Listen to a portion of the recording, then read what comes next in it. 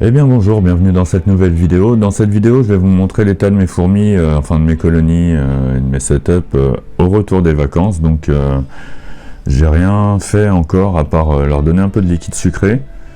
Donc on va regarder un peu tout ça. Alors je vais commencer comme d'habitude par les Messor Barbarus. Alors chez les Messor Barbarus, je trouve qu'il y a une belle explosion. Ouais, j'allais dire évolution, mais c'est vraiment une explosion. J'avais pas mal de couvains en partant et je suis parti 3 semaines et le couvain a beaucoup diminué. Je me retrouve avec des pontes, donc la reine a repondu. Je vais vous montrer ça un peu mieux après. Je filme en façon un peu vlog, hein, à l'arrache, il n'y aura pas beaucoup de montage. Donc chez les Messor Barbarus, je vais utiliser le flash, on verra un petit peu mieux parce que j'ai pas vraiment d'éclairage. Donc là, on peut voir une chambre qui est bien pleine, qui n'était pas forcément pleine avant les vacances. Bon, ça bouge toujours, hein, tous les jours, elle change de pièce, de chambre. Tout ça, ça a tendance à évoluer, elle ressemble beaucoup sur le haut, toujours. Voilà. On peut voir, je leur ai donné des haricots, alors ça, ils sont pas prêts de les manger. Mais bon, ils les ont traînés dans le nid quand même. Alors je leur avais donné pas mal de graines, donc elles ont stocké un petit peu partout. Là, il y en a là. Il y en a un peu là, un peu là. Et puis ça, c'est le grenier qu'elles avaient avant les vacances. Il y a pas mal de graines là. Bon là, les graines, je vais arrêter d'en donner parce qu'il y en a vraiment beaucoup. Donc dans cette vidéo, je vais pas vous montrer de recrutement ou quoi que ce soit. Voilà. Alors il y a un endroit où il faut vraiment que je fasse attention là. J'espère que ça va tenir jusqu'à la diapose. Là je guette parce qu'elles m'ont rongé le tuyau. Et ce tuyau là, il est vraiment au bord, en fait il est très court. Donc là si ça saute, le carreau est pas très épais. Donc si ça saute, je vais avoir toutes les fourmis qui vont sortir là. Donc là je surveille. Elles l'ont grignoté pendant les vacances. Donc ça c'est pour ceux qui connaissent pas, voilà, c'est une Messor Barbarus. La gine est de 2018. Voilà, j'ai commencé ma chaîne avec elle. Donc la chaîne YouTube est aussi vieille que ma colonie de fourmis. Hop, alors ça c'est le nid secondaire, celui qui est humidifié, hein, il est humidifié, tout ça. Qu'on peut voir qu'elle stocke pas de graines. Pour éviter les reflets, je vais me mettre comme ça, donc vous pouvez voir que le nid commence à être bien plein. Je pense que pendant la diapo, je vais pouvoir m'amuser à faire un autre nid. D'ailleurs, il va toujours y avoir un concours où je vais faire gagner des nids. Je vais faire gagner 3 nids. J'en ai encore 2 à construire. Ensuite, je sortirai la vidéo de la fabrication de ces nids. Et je vous ferai gagner ça. De toute façon, c'est pour le passage aux 2000 abonnés. Donc on a encore un petit peu le temps. Un petit peu. Tiens, je peux vous montrer le nid d'ailleurs. Celui que j'ai déjà fabriqué, il est ici. Ça, c'est le plus grand. Je vais en faire 2 plus petits. Voilà. C'est joli quand même. Avec un. Ici, ce sera le réservoir. Voilà. Vous voyez, je vais pas me moquer de vous. Alors, c'est en plâtre à modeler avec un peu de sable. C'est costaud, hein, c'est la même chose que ça. Et franchement, même les Messor Barbarus le creusent pas. Alors, pendant la diapo, je verrai si j'arrive à les faire. Je vais rajouter un autre nid. Si j'arrive à les faire sortir de ce nid-là. Parce que celui-là, je peux plus du tout l'humidifier, rien. Bon, ça fait un bon espace pour le grenier. Mais ce que j'aimerais bien, c'est supprimer cette aire de chasse-là. Et leur donner accès que à l'aire de chasse extérieure que je vais agrandir. Alors on y va, on va faire un tour. Ça sera plus facile à expliquer. Donc nous voici à l'extérieur. Donc on va voir leur aire de chasse extérieure. Pareil, il n'y a pas de nettoyage ou quoi que ce soit. Je vous montrerai, je vais vous insérer une petite image où il a plu hier, donc je vais filmer un peu ça pour vous montrer l'état de l'air de chasse quand il pleut. Hop. Donc là, dans l'aire de chasse intérieure, il n'y a plus du tout de dépotoir, donc pendant les vacances, je leur avais donné une tâche à faire, c'était me sortir le dépotoir, parce que l'hiver, en fait, c'est plus facile à nettoyer pour moi. Je le nettoie 1 fois par an. Là, je me suis amusé à leur donner de l'herbe. Comme ça, en fait, j'ai un pot. Là, j'ai un pot avec de l'herbe qui pousse et comme ça, je leur donne les graines quand il y a des graines. Ça les fait machiner, me font mettre toute l'herbe dans le dépotoir. Désolé pour les bruits ambiants, là je suis à l'extérieur donc ça doit capter un peu tout dans le son. Voilà, là il y avait un peu plus de bouts de bois mais j'en ai enlevé un peu. De toute façon ça évolue tout le temps et donc ce que je disais c'est que cette aire de chasse là, en fait j'ai envie de prendre, je vais essayer de trouver la taille au-dessus, un peu plus long, un peu plus grand si je peux aller jusque là, sinon au pire je peux le fabriquer. Et en fait faire une aire de chasse plus grande.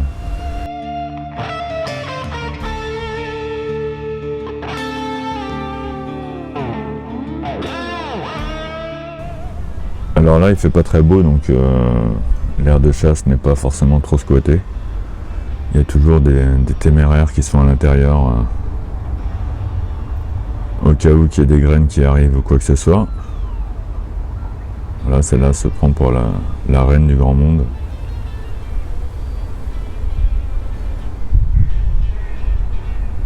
Allez, on va retourner à l'intérieur.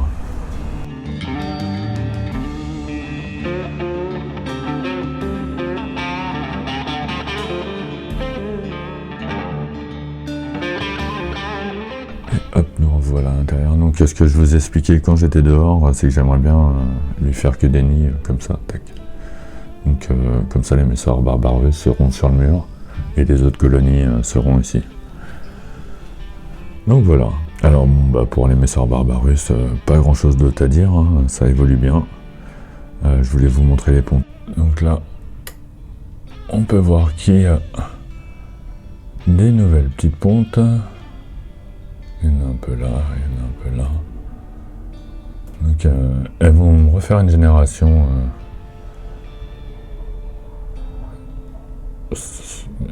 cette année, ça c'est cool.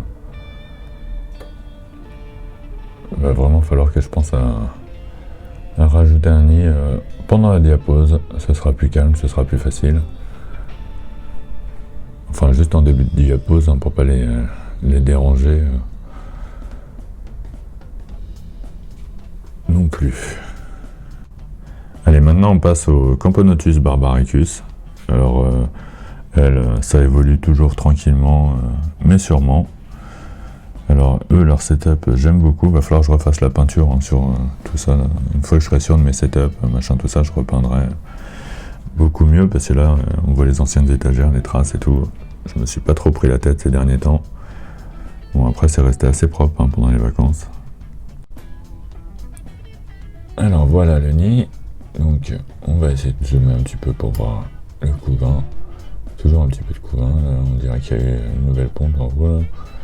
Là il y a un peu de larves. Les aiment bien être tassées. Là il y a un petit peu de couvain encore. Là aussi. Elles ont tendance à trier leur couvain. Là, on voit que... Alors le haut il est humidifié. Toujours un petit peu d'humidité avec les barbaricus. Hop, et on voit que en bas, c'est les cocons. Alors il y en a pas mal, elles en ont mis pas mal dans le tuyau. Là. On pense qu'elles veulent. Hein. Donc là, il y en a pas mal là. C'est vraiment un couvain qui évolue lentement. Mais ça évolue. Alors, et puis il y a toujours de la ponte et tout, donc c'est nickel. Au niveau de l'aire de chasse, bah, ça reste propre. Voilà, là je leur ai donné un peu de liquide sucré, je le mets directement dans le caillou. Là, je nettoie de temps entre deux nouveaux liquides. Voilà, donc elles vont directement s'abreuver là. Enfin s'abreuver, se nourrir. J'essaye de pas trop trembler hein, pour pas que ce soit désagréable, mais pas de trépied aujourd'hui. Voilà. Niveau des potoirs, bah, elles ont oublié le coup que je voulais qu'elles me remplissent la gamelle. Elles m'ont un peu rempli, mais là ces derniers temps elles commencent à remettre à côté. Alors, il va falloir que je leur remontre un peu comment ça se passe. Voilà, alors pendant mes vacances, vu que j'avais laissé mon chat à la maison, je suis parti 3 semaines, j'avais des amis qui venaient nourrir le chat et puis en fait ils ont réussi à me remplir les abreuvoirs, c'est bien. Quand je suis rentré de vacances, je me suis dit bah, c'est marrant, les abreuvoirs ils n'ont pas descendu, mais en fait ils m'ont rempli mes abreuvoirs, donc c'est top. Donc les fourmis n'ont pas manqué d'eau. Parce que je suis parti en vacances sans trop rien prévoir. Bon, on fera pas attention au texte de cette vidéo. Allez, on va passer au Camponotus piceus et au Camponotus lateralis. Alors les premières, ce sont les Camponotus piceus. Je regarde les noms parce que je les différencie pas trop aussi vite, quoi. Elles se ressemblent un petit peu et puis bon, leur setup se ressemble beaucoup. Donc de 2020, ça évolue gentiment, tranquillement. Alors, je pense que ça a bien évolué quand même pendant les vacances. Bon, je vais pas trop les secouer parce que là je fais ça à l'arrache, elles vont pas aimer. J'aime pas trop les stresser mes fourmis. C'est normal, vous me direz. Hop, alors à côté donc c'est les lateralis.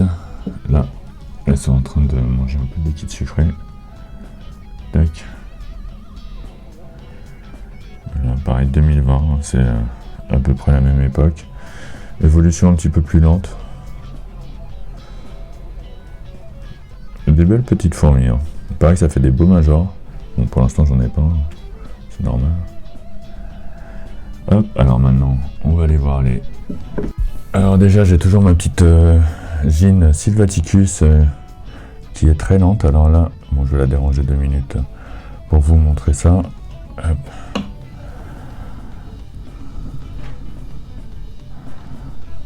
Hop. Alors, donc elle est de 2022. Et elle a son couvain qui évolue gentiment, très lentement aussi. On est un peu sur de la Barbaricus. Non, voilà, mais bon, j'ai un cocon qui commence à noircir. Je vais pas trop la déranger, donc déjà ça a évolué pendant les vacances, ça c'est cool. À côté de cette Sylvaticus, non, j'ai dit Sylvaticus, n'importe quoi, c'est une Camponotus forelli. Donc je me corrige moi-même, Camponotus forelli.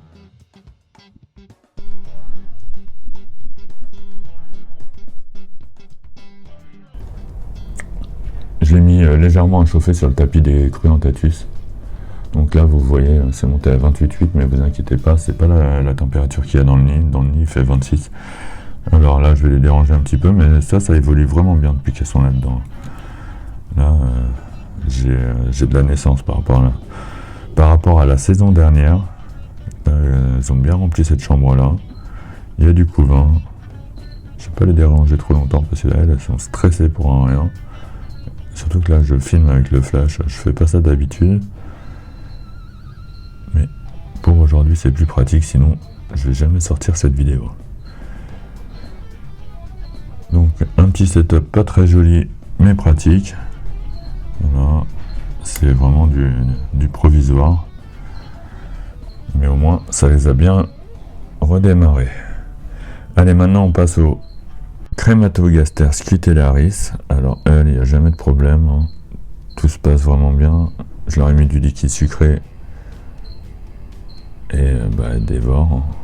Là, je vais pas être content de mes images, je le sens. Bon, je suis vraiment désolé, mais là, je vous mets... c'est sur le vif, quoi. Voilà, bon, là-dedans, ça évolue toujours au top. Hein. Il n'y a vraiment pas d'éclairage, donc je ne vais pas faire grand-chose de terrible.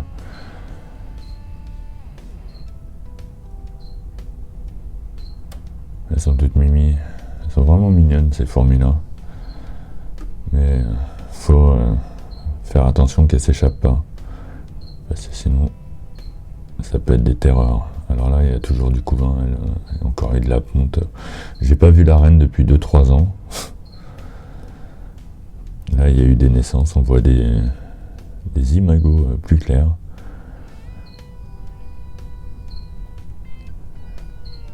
Elles ont vraiment une petite forme sympathique. Je les aime bien.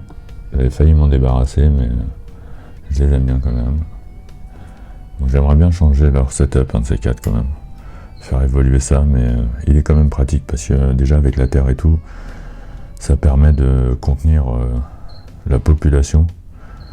Elles peuvent se faire des galeries, elles ont ce qu'il faut en nid, mine de rien. Mais il y a énormément de fourmis là-dedans. Allez, maintenant on va aller voir mes... Ah, niveau anti-évasion, j'utilise ça. Moi je conseille de prendre ça, ça fait... j'ai dû l'acheter en 2020. Ça vaut 3-4 euros. Et c'est efficace. Surtout sur les plafonds périphériques, hein, sinon ça coule. Mais bon, c'est efficace quand même. Tac. Voilà, maintenant on va aller voir les Camponotus vagus. Donc, nous voici chez les Camponotus vagus et leur LED qui se décolle. Donc, alors elles, comme je disais dans l'autre vidéo, c'est mes petites voyageuses. Hein.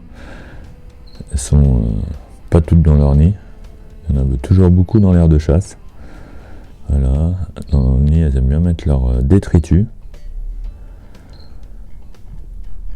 Le nid paraît grand, mais des fois, elles me le remplissent. Hein. Elles vont toutes dedans, mais elles aiment bien se promener. Moi, il fait pas très chaud en ce moment, 21-2. Moi, je vous avoue que ça me fait du bien, parce que où j'étais, j'ai eu très chaud. Alors là, je leur ai mis du liquide sucré. Alors aujourd'hui, c'est un peu de sucre de canne, sirop d'érable et sirop d'agave. La totale, ça leur fait du bien. Là, elles sont en train de se régaler. C'est déjà la deuxième fois que je leur en mets depuis ce matin, de grosses gouttes comme ça. Là. Elle me l'avait déjà fini. Donc là, au niveau des abreuvoirs, il va falloir que je refasse le plein. C'est un peu des crados par contre. Hein. Là, ça, c'est où j'avais mis des petites gouttes de liquide sucré en partant en vacances. Elles se sont amusées à mettre du dépotoir dedans. Donc chaque truc collé comme ça, bah, c'est ça. Donc j'avais pas trop été malin. Mais bon, ça se nettoie bien. Ça, c'est du Formica. Là, donc ça se nettoie vraiment bien. Hop. Et ben voilà, pour ce tour là, qu'est-ce qu'on va faire? Je vais vous montrer encore. Hop, tranquillement les fourmis là, en train de s'abreuver. Et si vous n'êtes pas abonné, n'hésitez pas à vous abonner. Hein. J'essaye de publier des vidéos. Là, je vais essayer de revenir à une vidéo par semaine. La période des vacances, tout ça, c'est fini. Il y a pas mal de contenu que je peux vous montrer. Donc, ouais, je vais essayer de revenir à une vidéo par semaine. Et n'hésitez pas à liker, à commenter. Surtout, je réponds aux commentaires. Et voilà. Et voilà, moi je vous souhaite une bonne journée, une bonne fin de journée. Et je vous dis à bientôt. La prochaine vidéo sera un peu plus travaillée. Parce que là, c'est du n'importe quoi. Allez, à bientôt. Ciao.